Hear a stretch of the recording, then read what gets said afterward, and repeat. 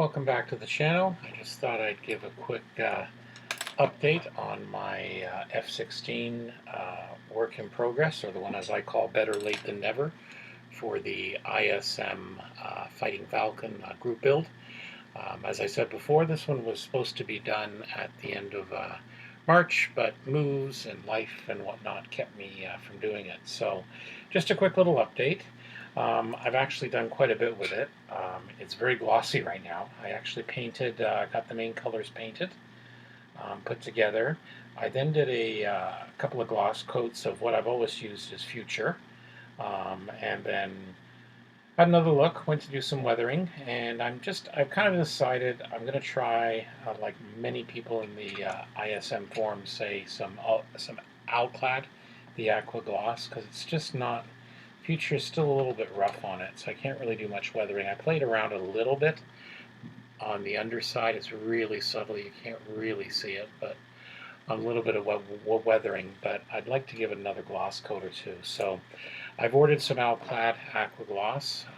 I cannot seem to find it in my area of the world, at least not within a 2-hour drive. So I made an order through sunwardmodels.com.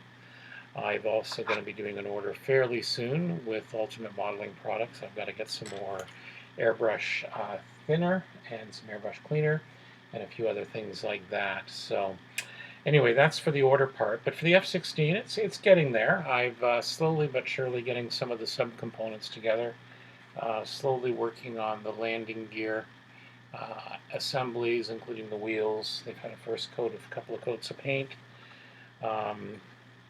The cockpit area is just about done. I'm rather pleased with that. One area that I do find interesting is I'm starting to work on the main landing gear. With the landing gear, there's this assembly. Eventually the landing gear goes in this part, and then this particular part here is supposed to fit nicely in and supply the area where the doors attach.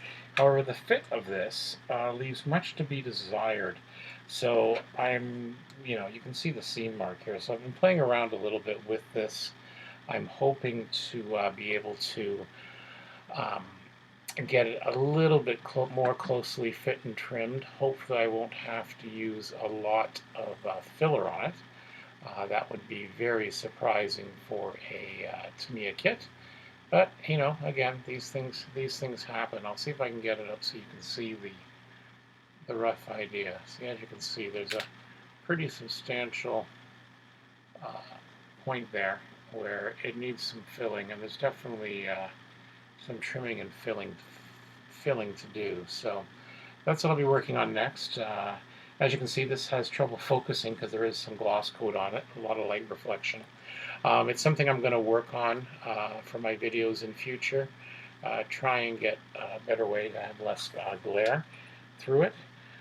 So that's where it stands. I've got a little bit more assembly to do. Tonight's going to be the landing gear, and then I'll get the nose cone on. I've added some nose weight there, some little BBs. We should hopefully keep it from becoming a tail sitter. The cockpit is pretty well done. I've done the pilot seat. A little bit more work I'd like to do there. Probably a little more weathering and some dry brushing and stuff like that. So we'll see what happens with that. Again, overall, there we go. Overall, a pretty nice kit, fairly easy to do. I'm hoping to, once this is done, there's a few other ones. There's still the Lancaster I have to do, and of course the Sherman Firefly, those dreaded tracks. So that's what's happening. There's also some new tools I got. I gave a quick review. At some point I want to do more detailed reviews like I did in the previous video for the paint mixer. But that's kind of what's happening right now. It's been a very warm week here in Canada, in where I live in London, Ontario, so hopefully the weather gets a bit better, because that tends to make everyone a little bit tired and cranky and not really wanting to do much. Anyway, that's it for this time. I appreciate all the new subscriptions people have done. I'm going to try and do a fairly regular output of videos. I appreciate that, and I appreciate your support. Thank you, and be well.